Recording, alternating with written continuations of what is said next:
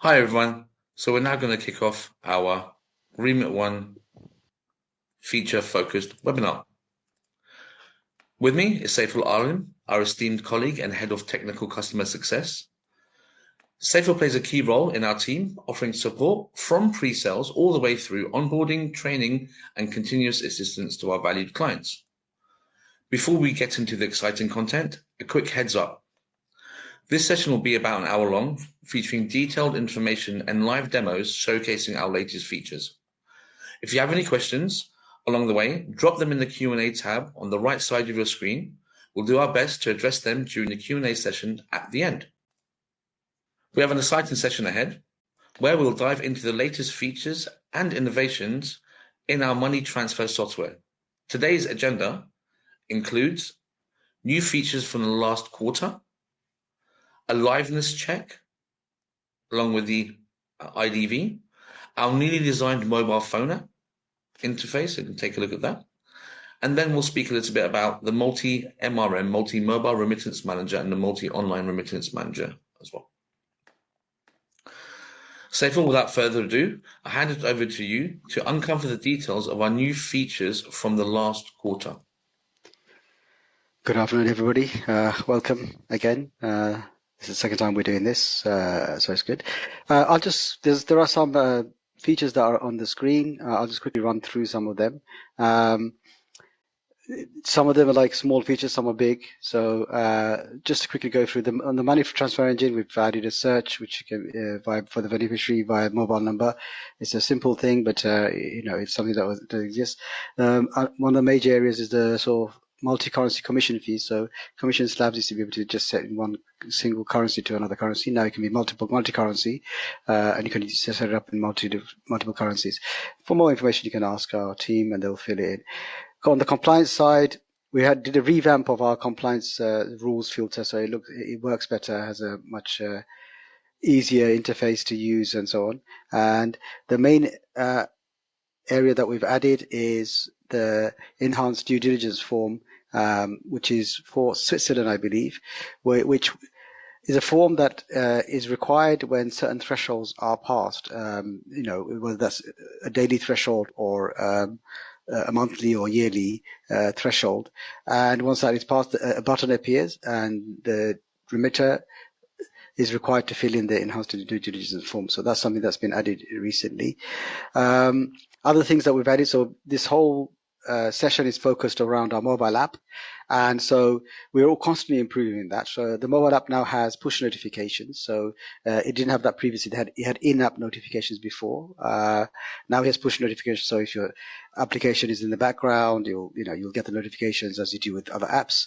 And the notifications will vary depending on what is happening. So if a transaction has been processed, for example, you get notification, that sort of thing. So that's been added new into our app now. Other things like the payment gateway, we've added a world line in the last couple of quarters. There were a few others that we added previously, but this is just added to our suite of integrations that we have with payment gateways, which handle things like credit cards, alternative payment methods like Google Pay and stuff like that, and open banking, of course. So we have a variety of that. So many of you who are clients will have one of these payment gateways that you're making use of. In terms of integrations, there have been a number of them. There always are, as you know. So there's University of Sierra Leone, which is an export integration. So exporting, I think, is paying for student loans or whatever. There's another one we enhanced, which is Remit for you, but the enhancement is to sending to wallets. So these are wallets in Bangladesh called Bcash and Nagad. And we've added a MACnet import integration. So it pulls from MACnet, which is a partner, and UPT exporting integration. So there are a number of them, and there are a few more that will appear in the next release. Next, we are going to be looking at first liveness check. So that's the onboarding form where we take a picture of our document, it will validate the ID, then take a selfie which will check against that ID. Then we'll look at the mobile phone app in more detail, the features and functionality inside it. And then finally we'll speak more about the multi-MRM and multi-RM functionality, which is multiple front-end interfaces all connected to the same backend, and what scenarios that could be handy in. So we'll play the first video, which is the liveness check one. Here we go. Okay, so here we go. This is the onboarding form. So first instance, I'm selecting the country I'm registering from. If you're operating several countries, obviously they can select the country, or alternatively, the multi-MRM, they can have separate interfaces for different countries, and they're all connected to the same backend. I'm putting in now my PIN, because I've registered before for quick login. We also have the biometrics, facial recognition, and thumbprint. Next is my username. This could be either my email address or my telephone number. I'm sure you're aware not everyone has access to the internet or an email address, so they can use their telephone number. Next is the ID verification part and the liveness check. So the first part would be to take a picture of my ID. In this case, it's a driving license. So take a picture of that. There we go. The system will validate that ID, then take the selfie. And the system will not only validate the ID document, it will also check the face is the same face on that ID. Fantastic. Then it will pre-populate the onboarding form with the information that's captured from the ID, and it will also store that ID against their profile for quick and smoother registration process. The next video we're going to look at what happens after. Now we've registered ourselves, and we're going to look at the mobile phone app.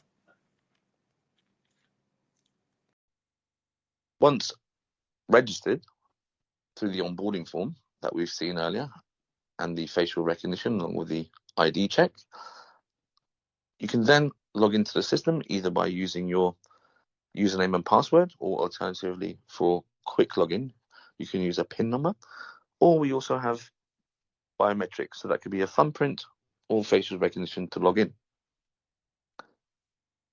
In the top left-hand corner, you'll notice RemitONE.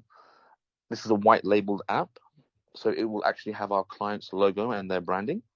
And in the top right-hand corner, you'll see there's a little bell there for notifications. If I click on that, you can see any notifications that I have. We've recently completed push notifications as well. So even if your phone is on lock screen, you can receive a notification that there's a message waiting for you in app.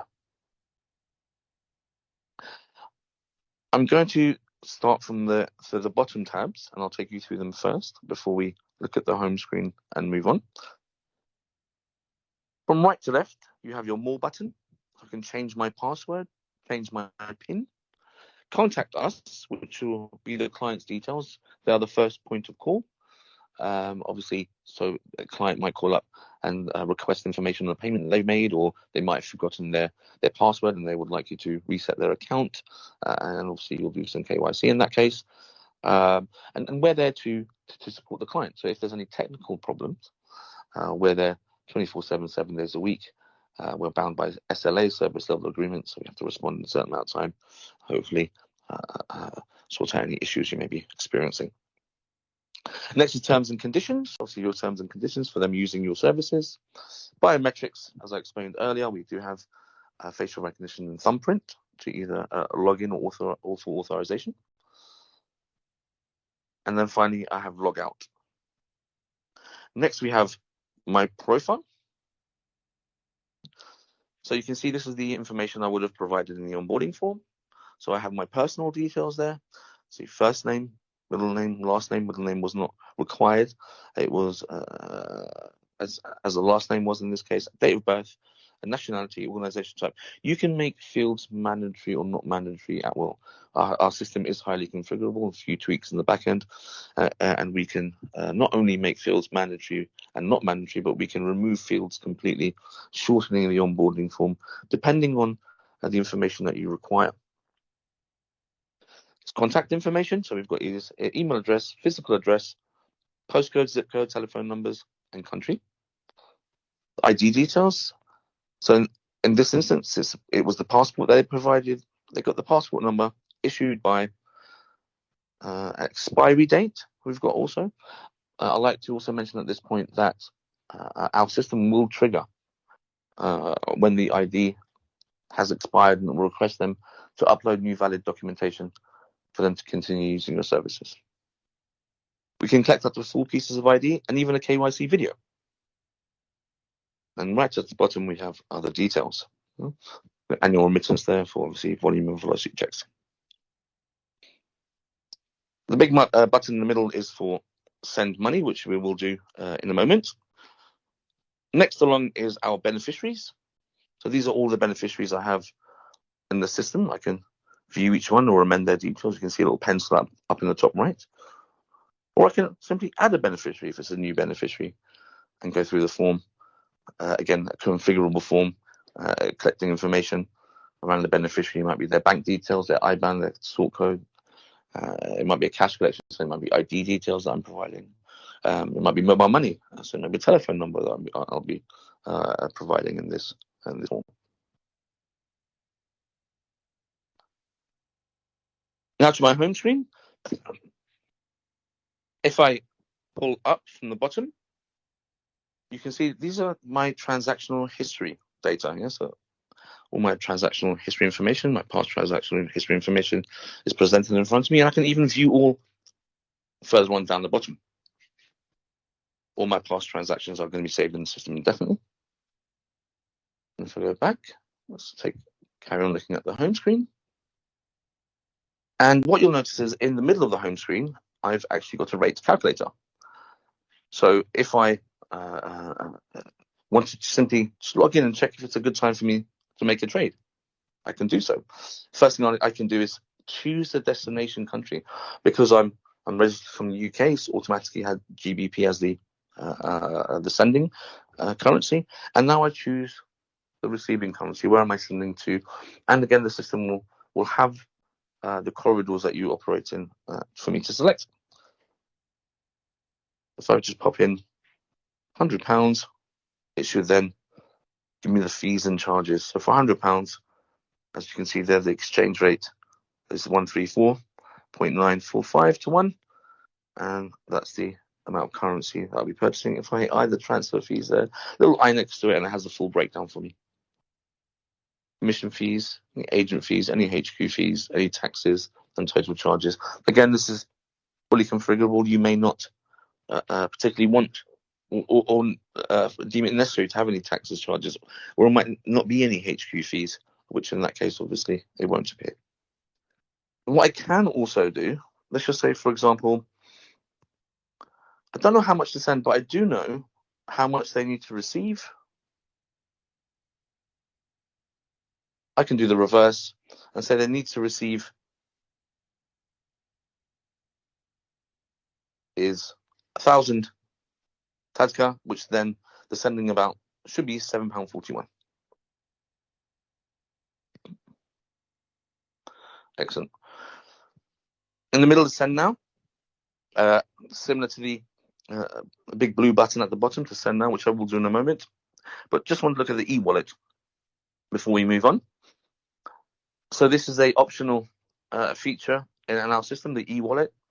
So you can see, firstly, in the middle, I have 4 different currency balances, a multi-currency wallet that I can hold. So at the moment, I've got Euro balance, GBP balance, Singapore dollar balance, and a USD balance. At the very top, I've got an option to load my wallet. I can do that via debit or credit card, or by a wire transfer, or by walking to an agent and handing in cash for them to update my wallet.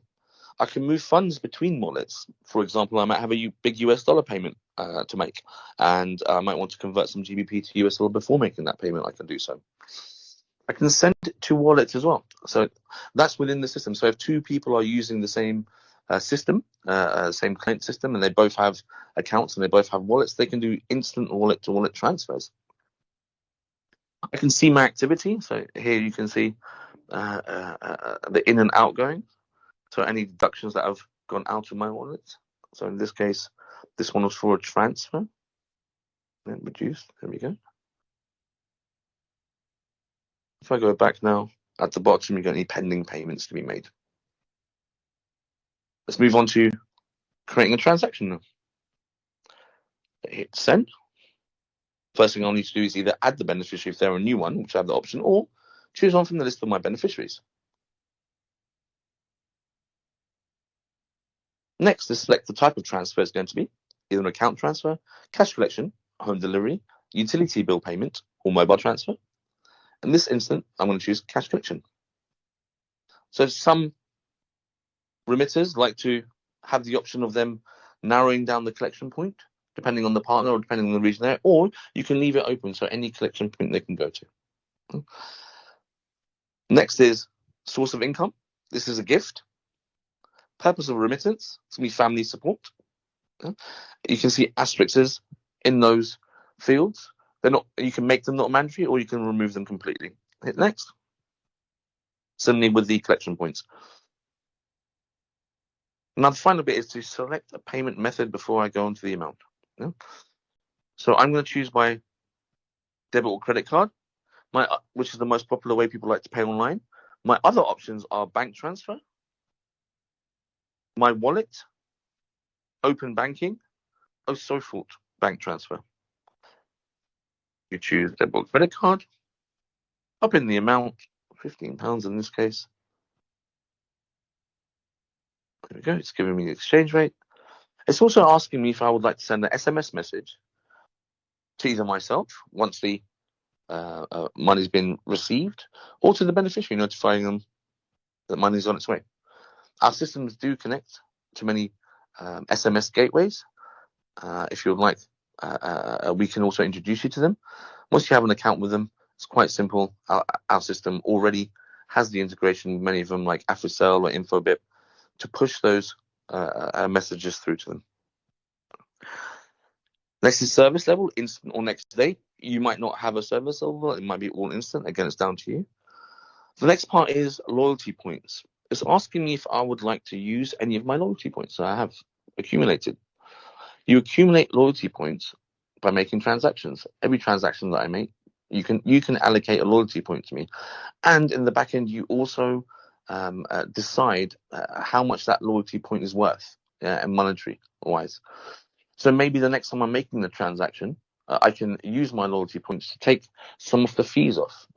1,000 loyalty points might equal £5 as an example, or something of that nature. Promotion codes. We also have promotion codes in our system that you can manage in the back end.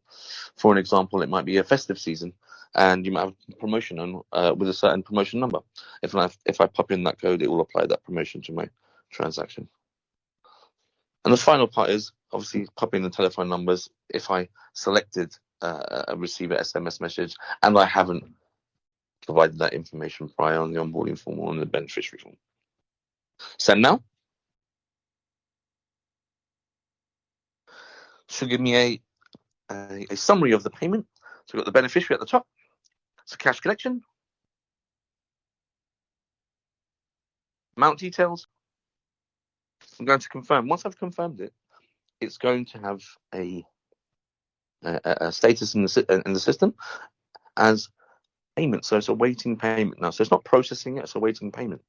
So my instructions are to go down to the bottom and make a payment through the payment gateway. RemitONE system has many integrations with most of the well-known payment gateways like Trust Payments, WorldPay, Secure Trading, Checkout, and again, we can introduce some of those. Also, I have the option of paying by Apple Pay or Google Pay. I'm going to choose debit or credit card. Pop in my card number.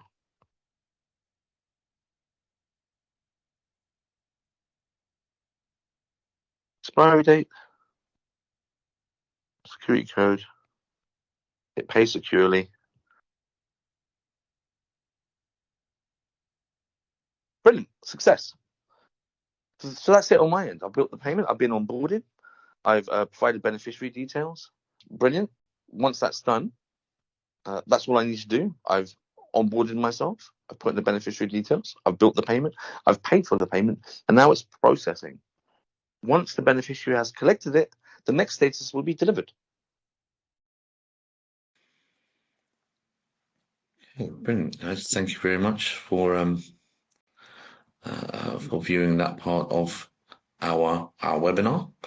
The next section we're going to go on to, we're going to be speaking about the multi-MRM and the multi-ORM, and how is this used, and when particularly this is used. We'll take some scenarios as an example. So the multi-MRM, in essence, is that you have multiple front-end interfaces.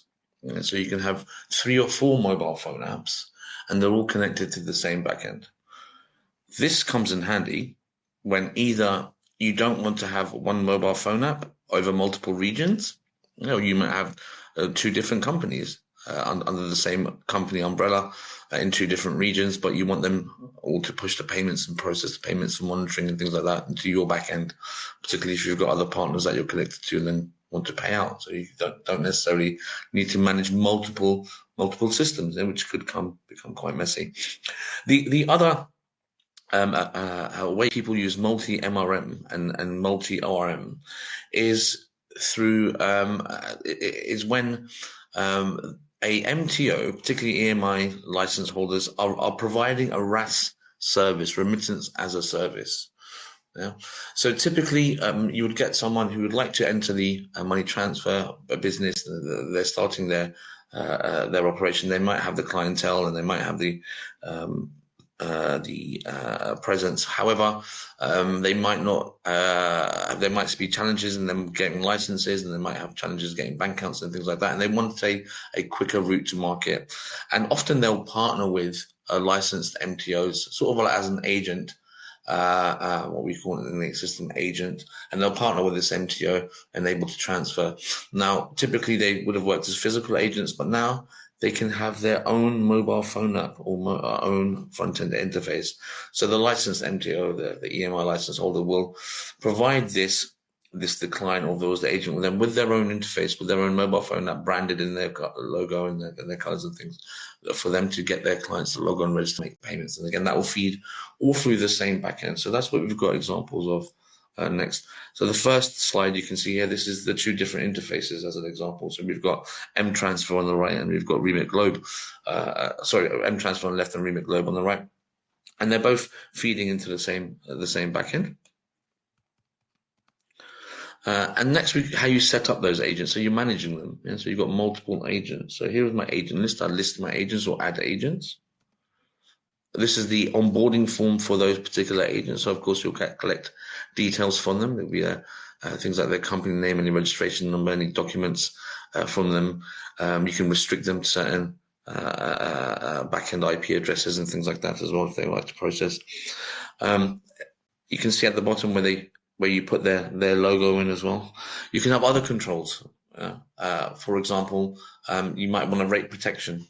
So you might want to be able to let them change the rate by only a certain amount. So that particular agent can offer variable rates depending on maybe the volume that their client's doing. However, they can't go past this protected rate that you've put on. That will obviously depend on your buy and your sell rate that you would like to offer.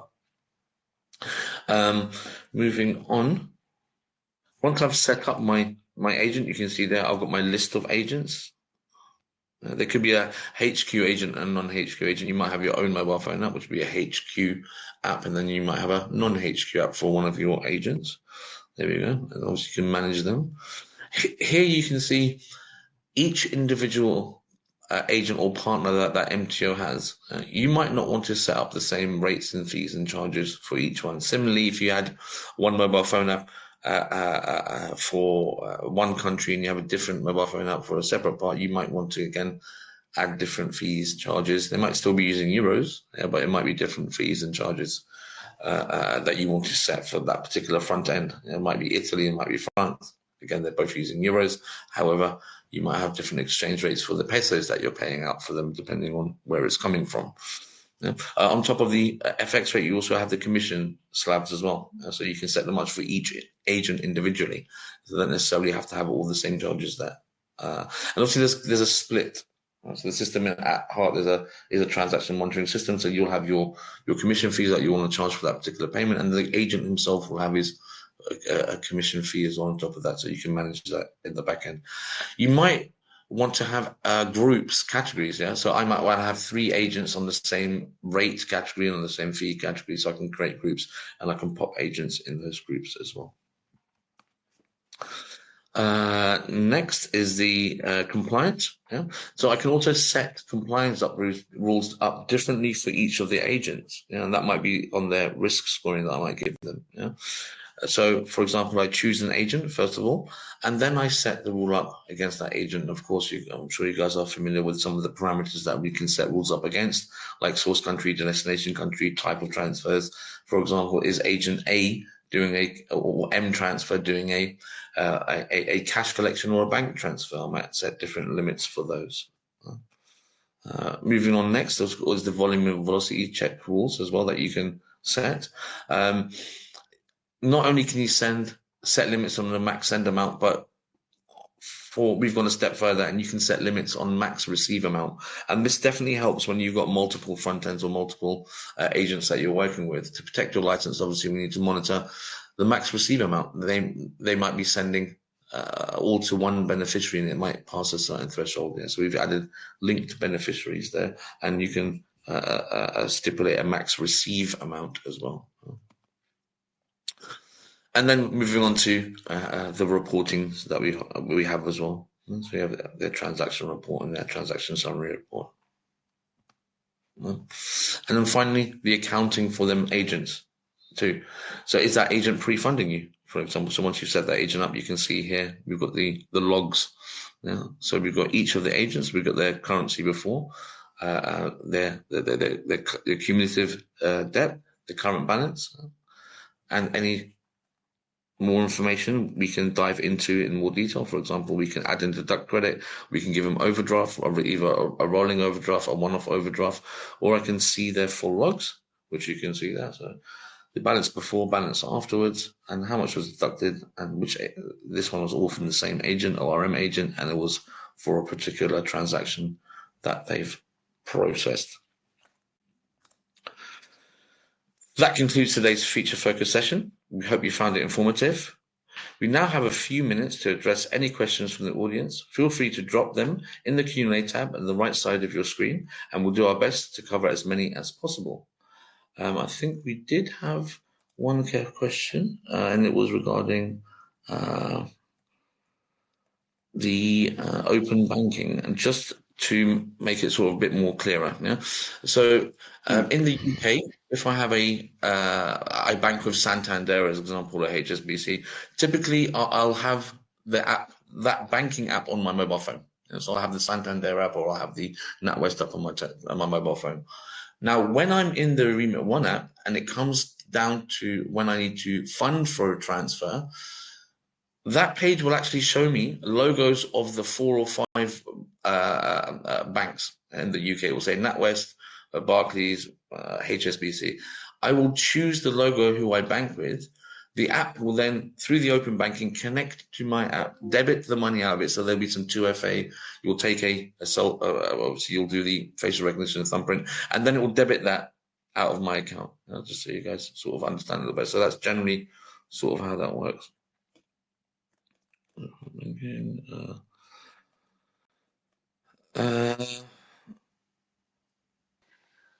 So the next question is, how do you brand the app with your own logo and colors? Is it easy? So this is from our own people. Okay, good.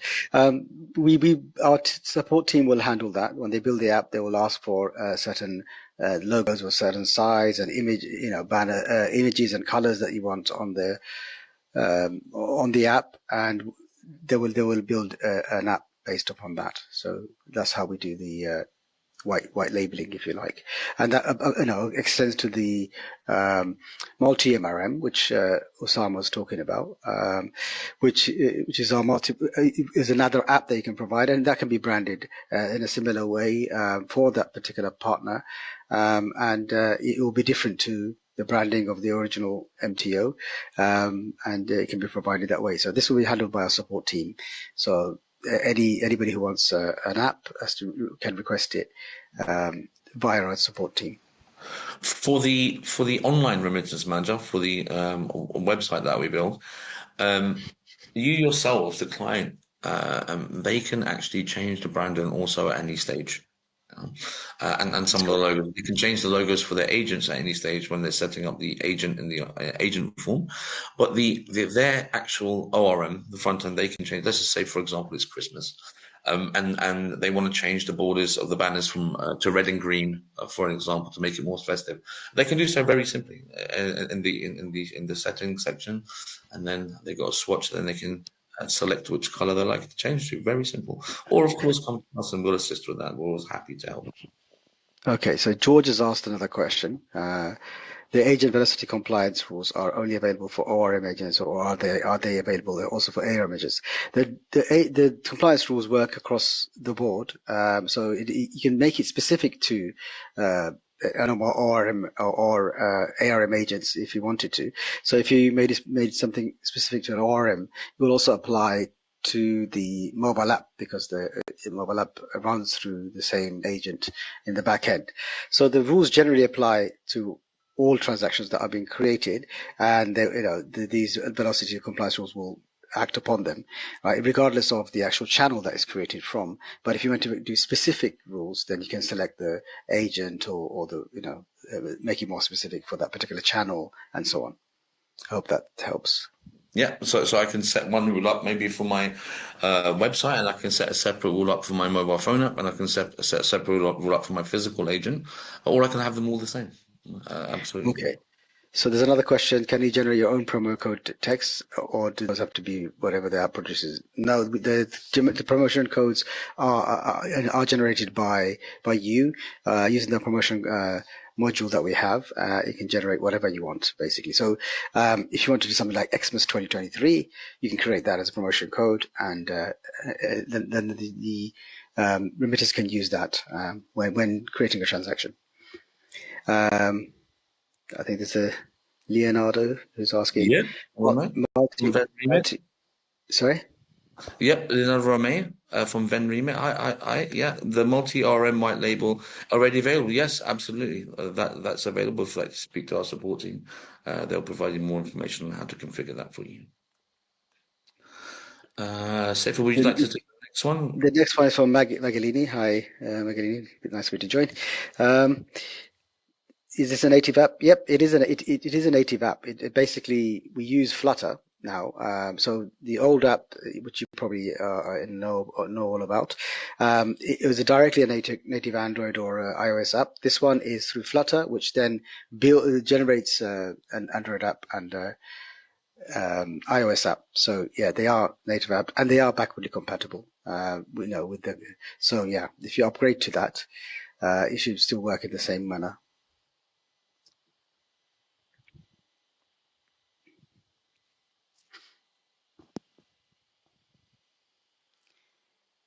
Right. Okay. I think we'll stop there then. If does anyone has any questions, leave it a minute or so just in case they're typing, and if not, we'll end our session there.